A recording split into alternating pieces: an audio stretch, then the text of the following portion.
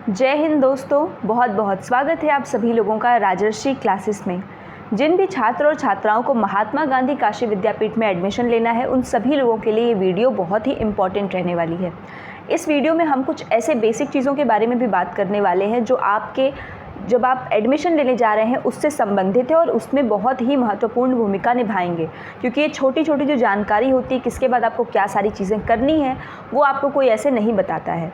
तो सबसे पहले यहाँ पर मैं आपको अपडेट देना चाहती हूँ कि जितने भी बच्चे जो कि किसी प्रोफेशनल कोर्स के लिए जिन्होंने अपना एंट्रेंस दिया था, रिज़ल्ट भी आ गया है बट अभी तक मेरिट लिस्ट नहीं आई है, जैसा कि आप लोगों को पता है।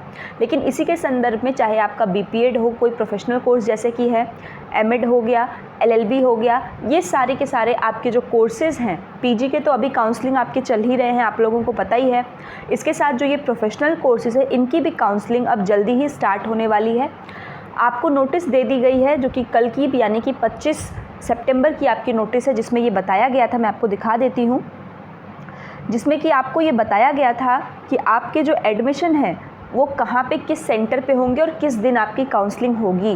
तो जो भी आपका विषय है, एमएड आपका है या फिर एलएलएम है, एलएलबी है, बीपीएड है, आप उसमें देख करके अपनी काउंसलिंग डेट और सेंटर को अभी पता कर सकते हैं।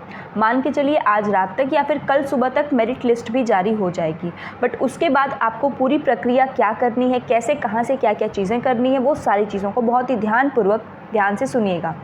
चलिए तो स्टार्ट करते हैं, लेकिन उसके पहले अगर आप अभी तक चैनल के साथ जुड़े नहीं हैं तो नीचे सब्सक्राइब का बटन होगा, उसको प्रेस करके जुड़ जरूर जाइए। तो यहाँ पर आप नोटिफिकेशन में आप देख पा रहे होंगे कि आपके ये जो नोटिफिकेशन है, विश्वविद्यालय में सत्र 2023-24 में स्नातकोत्तर जो आपके पीजी लेवल के हैं, ये व्यावसायिक पाठ्यक्रम में दिनांक 29-30 को काउंसलिंग निर्धारित किए जाने के संबंध में आवश्यक सूचना। कुछ काउंसलिंग आपकी 29 को होगी, कुछ 30 को होगी, और फीस जमा करने के लिए वही आपको अगर 29 को है तो 30 और 1 तारीख दी जाएगी, उसके जस्ट अगले 2 दिन तक, ये तो पता है आपको। और अगर 30 तारीख को होगी काउंसलिंग तो आपको 1 और 2 जब भी आपकी होगी उस दिन आपको दिया जाएगा, उससे आगे के 2 दिन। तो इसके बारे में यहाँ पर ये आपके लिए इम्पॉर्टेंट न्यूज़ है, इसको ओपन करके हम आपको दिखाते हैं। इसके साथ ही अगर आपका 19 सितंबर को जो काउंसलिंग है उसमें अगर आपका ऑब्जेक्टेड लग गया है, जैसे कोई आपके पास ऐसा डॉक्यूमेंट है जो आपके पास वहाँ पे फिजिकली नहीं आप ले जा पाए या फिर ऑब्जेक्शनेबल लग गया है, उसके लिए एब्सेंट के लिए यहाँ पर उन विद्यार्थियों के लिए आवश्यक सूचना वेबसाइट पर दी जाती है, तो आप इसमें भी जो है देंगे। इसके साथ यहाँ पर अगर आपने ध्यान दिया हो तो ये जो इन्होंने अपनी आवश्यक सूचना निकाली है, इसके ठीक पहले 21 तारीख को इन्होंने जो आपके प्रोफेशनल कोर्स जिसकी आज हम बात करने वाले हैं, BPEd, BLIB, LLB, PG diploma, MEd, सारी चीज़ों का, तो यहाँ पर इन्होंने मार्क्स को अपडेट करने के लिए भी कि जिन्होंने अपीयरिंग में जो है क्वालिफाइंग मार्क्स टोटल अपना वेरीफाई नहीं करवाया था, उसके लिए भी आपके पास टाइम था 2 दिन का, 21 और 22 तारीख को दिया गया था। अब उसी के रेफरेंस में यहाँ पर आपका ये आया है। तो चलिए पहले हम देखते हैं कि हमारी काउंसलिंग कब से कब तक प्रोफेशनल कोर्सेज़ की रहने वाली है। उसके बाद आपको मैं पूरा एक तरीका बताने वाली हूँ, किस तरीके से जो ये साइकिल चल रही है आपकी पूरी प्रक्रिया की, किस प्रकार से आपको कहाँ कहाँ कितने डॉक्यूमेंट्स क्या क्या चीज़ें लगेंगी। तो चलिए, तो ये आप देख सकते हैं अपने स्क्रीन पर, यहाँ पर 29 और 30 को यहाँ पर आपके 6 कोर्सेज़ हैं जिनकी काउंसलिंग होगी। 29 को 4 कोर्सेज़ की काउंसलिंग रखी गई है और 30 को 2 कोर्सेज़ की। MLIB जो आपका है लाइब्रेरी के लिए SF, वहाँ पे डिपार्टमेंट ऑफ लाइब्रेरी में आपकी काउंसलिंग होगी। ये जो काउंसलिंग प्लेस है ना, ये बेसिक अगर हम बोलें तो ये आपके सेंटर्स हैं, ठीक है। ये आपके क्या हैं, ये आपके सेंटर्स हैं जहाँ पर आपको काउंसलिंग करानी है। जब आप यूनिवर्सिटी के अंदर जाएंगे, अगर आपको नहीं पता है कि ये विभाग कहाँ पर है तो आप पूछेंगे तो कोई भी आपको बता देगा। तो MLIB वाले जो लाइब्रेरी वाले हैं, ये लोग डिपार्टमेंट ऑफ लाइब्रेरी में ध्यान जाएंगे, वहाँ से इनकी काउंसलिंग होगी 29 तारीख को। ध्यान देंगे कि दोनों में जो भी आपके हैं ऑल कैटेगरी रखा गया है, तो ये नहीं कि रिज़र्व्ड वालों का एक दिन होगा, अनरिज़र्व्ड वालों का एक दिन होगा, ऐसा नहीं है। ऑल कैटेगरी है तो सबका ही होगा। हाँ, अभी जब आपकी मेरिट निकलेगी तो आपको ये चीज़ स्पष्टता के साथ समझ में आ जाएगा कि वहाँ पर आपको अनरिज़र्व का अलग कॉलम देखने को मिलेगा, रिज़र्व में EWS अलग है तो अलग देखने को मिलेगा। इसके साथ SC, ST, OBC सबके अलग अलग आपके जो है आपको क्लासेस यहाँ देखने को मिलेगा, बट सबका काउंसलिंग उसी दिन होगा, ये ध्यान रखेंगे। एमएड की काउंसलिंग की बात करें तो डिपार्टमेंट ऑफ एजुकेशन में आपकी एमएड की काउंसलिंग 29 तारीख को होने वाली है। एमकॉम की काउंसलिंग डिपार्टमेंट ऑफ कॉमर्स में ऑल कैटेगरी के लिए रहेगी, ये याद रखेंगे। एलएलबी की डिपार्टमेंट ऑफ लॉ में। ये जो अभी मैंने 4 विषय बताए हैं इनकी काउंसलिंग 29 सितंबर को होने वाली है। 29 को काउंसलिंग होने के पश्चात आपको जो फ़ीस जमा करने के लिए डेट दी जाएगी वो 30 और 1 तारीख दी जाएगी। अभी मैं आपको प्रक्रिया बताऊंगी कैसे फ़ीस भी जमा होगी। 30 तारीख को एमएसडब्ल्यू और एलएलएम की आपकी काउंसलिंग यहाँ रखी गई है। MSW department of social work में होगा, एलएलएम डिपार्टमेंट ऑफ लॉ में होगा। यहाँ पर भी ऑल कैटेगरी है। चूँकि काउंसलिंग 30 को है तो इसके अगले 2 दिन तक यानी कि 1 और 2 को आपको जो है यहाँ टाइम दिया गया है, ठीक है। 1 और 2 अक्टूबर आपका। इतना बात क्लियर हुआ। तो ये आपका बेसिक था कि आपके ये दे दिए गए हैं कि आपके पाठ्यक्रम में जो आपके इसमें अगर एडमिशन लेना है, आपका मेरिट लिस्ट में नाम रहेगा तभी आपका एडमिशन होगा। अब यहाँ पे आपको ध्यान रखना है, जैसा कि मैंने आपको बताया कि ये पूरा चैनल थोड़ा सा आप समझ लेंगे तो आपको काफ़ी ईजी होगा। सबसे पहले आज रात तक या कल सुबह तक आपके पास आएगी एक मेरिट लिस्ट, ठीक है। मेरिट लिस्ट जिसमें कि आपका नाम होगा। आप अगर अनरिजर्व्ड से हैं तो अनरिजर्व्ड में नाम होगा। एससी, एसटी, ओबीसी किसी कैटेगरी से बिलोंग करते हैं तो उस मेरिट लिस्ट में सबके अलग अलग नाम होंगे। अगर आपका नाम है तभी आप 29 तारीख को जो काउंसलिंग होगा उसमें आप जाएंगे, क्योंकि एमएड में सीट, जैसा कि मुझे बाकी तो विषयों का उतना नहीं है लेकिन एमएड के बारे में मुझे ज़्यादा उसमें है, तो उसमें सिर्फ और सिर्फ 50 सीट्स हैं। तो सीट लिमिट होने के कारण ऑल कैटेगरी का एक ही दिन में वो आपका कंप्लीट हो जाएगा। तो ये चीज़ सेट है कि सारे के सारे का आपका जो भी आपका विषय देगा, जो कैटेगरी है, वो सारे के सारे आपको एक PDF फॉर्मेट में ये लोग दे देंगे। अन्य विषयों में अगर आपने भरा होगा पीजी में तो आपको देखने में आया होगा। आफ्टर द मेरिट लिस्ट आपकी काउंसलिंग के दिन आपको जाना है, बट काउंसलिंग के दिन आपको कुछ फिजिकल डॉक्यूमेंट्स अपने साथ वहाँ पर लेकर जाना है। सबसे इम्पॉर्टेंट चीज़, स्टार्ट करते हैं हम क्लास 10th से। क्लास 10th का आपको और हर एक आपका जो ओरिजिनल डॉक्यूमेंट आपको लेकर जाना ही जाना है, plus 2 attested photo copies. That means कि 2 फ़ोटोकॉपी उसके साथ लेकर जाना है। क्लास 10th की मार्कशीट लेंगे तो ओरिजिनल तो साथ में रखेंगे, 2 फ़ोटोकॉपी रखेंगे।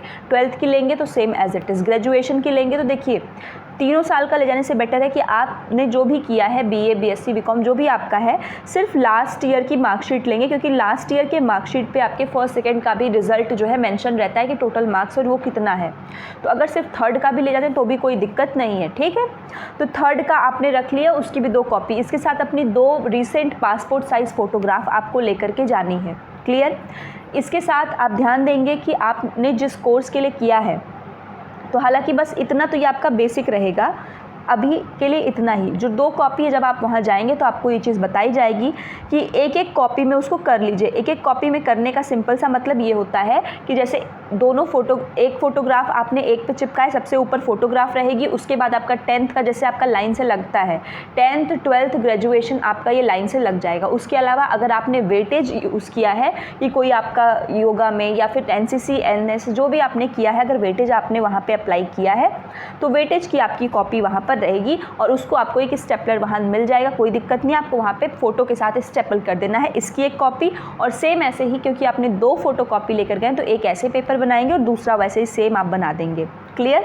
ये 2 चीज़ों के बाद आपको आपका नाम कॉल होगा, जैसे जैसे मतलब लाइन से होता है या रैंडम भी वो लोग कर लेते हैं कि अगर बच्चे कम हैं, टीचर्स वहाँ अवेलेबल हैं तो हो जाएगा, कोई दिक्कत की बात नहीं है।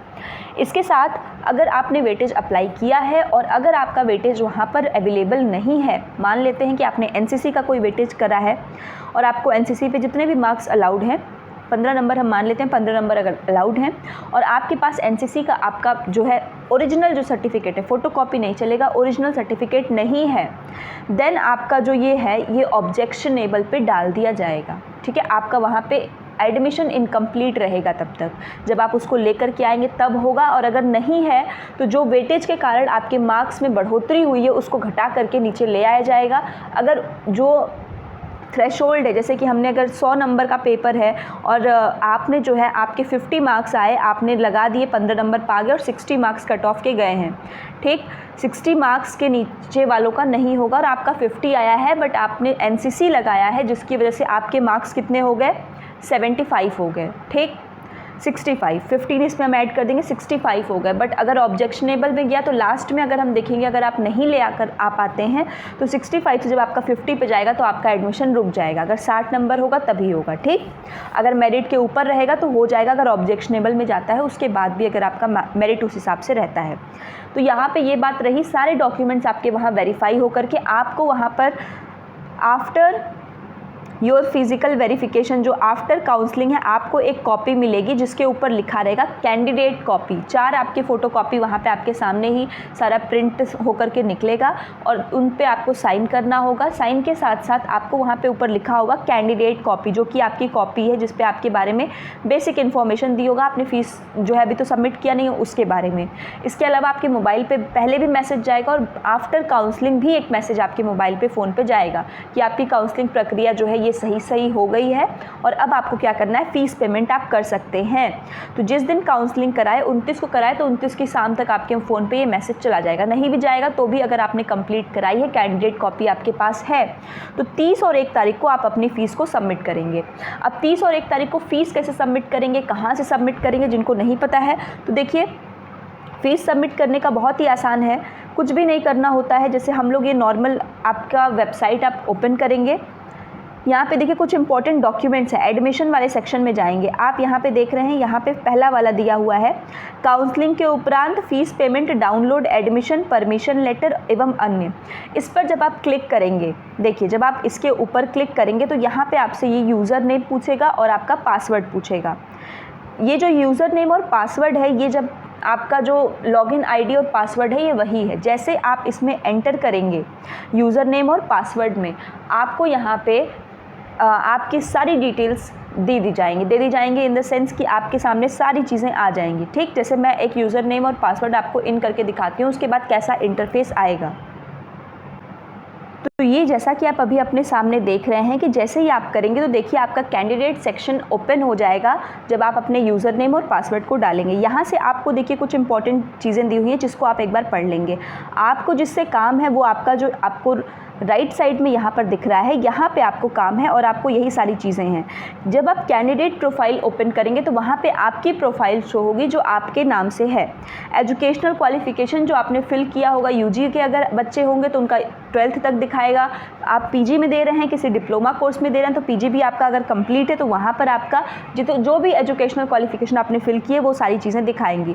सब्जेक्ट वाइज मार्क्स अगर फिल किया है, वेटेज अगर आपने भरा है तब तो दिखाएगा, अदरवाइज़ वहाँ पर नहीं शो करेगा। फ़ोटो और सिग्नेचर आपने अपलोड की होगी वो दिखाएगा। ये जो आपका सेक्शन है अप्लाइड कोर्सेज़ वाला, ये आपके लिए इंपॉर्टेंट है क्योंकि फ़ीस पेमेंट और सारी चीज़ें आप यहीं से कर पाएंगे, ठीक है। तो देखिए जब आप अप्लाइड कोर्सेज़ के ऊपर क्लिक करेंगे तो मैं आपको दिखा देती हूँ। देखिए आप जितने विषय में आपने वहाँ पर काउंसलिंग कराई है, जैसे आपने 1 विषय में, 2 विषय में, 3, जितने में भी कराई होगी वो सारी चीज़ें आपको यहाँ पर क्लियरली देखने को मिलेगा। अब ये आप देख सकते हैं कि यहाँ पर आपका जो है 2 विषय के लिए यहाँ पर किया गया था। एक तो आपका है साइकोलॉजी के लिए है और दूसरा आपका एमएड के लिए, जो आप देख पा रहे हैं। फॉर्म फीस जो हमने जमा की होगी, आपने भी की होगी, वो चीज़ है। एक में इनका देखिए पेड हो चुका है जो एडमिशन फ़ीस है। ऐसे अगर आपने भी 2 लिया होगा, अगर आपका कोई एक का हो चुका है तो वो यहाँ पर शो करेगा, सारी चीज़ें आपके वेबसाइट पोर्टल पर शो करेंगी। ये जो यहाँ पर रेड से फ़ीस रिसिप्ट लिखा और ये कन्फर्मेशन लेटर है, इस पर क्लिक करते ही आपका फ़ीस रिसिप्ट आ जाएगा। वहाँ से आपको उसका PDF ले लेना है, उस पर ऊपर डाउनलोड है लिखा रहेगा, क्लिक करके, और साथ में कन्फर्मेशन लेटर भी आपको यहीं से क्लिक करके ले लेना है। 2 चीज़ें आपको यहाँ से मिल जाएंगी, फ़ीस रिसिप्ट और कन्फर्मेशन। देखिए इसका फ़ीस पेड हो गया है, इसका अभी सिर्फ फॉर्म का फ़ीस पेड हुआ है, एडमिशन नहीं हुआ है इसमें, ठीक है। तो जब फ़ीस रिसिप्ट और कन्फर्मेशन लेटर आपने यहाँ से डाउनलोड कर लिया, अब उसके आगे की प्रक्रिया देखिए।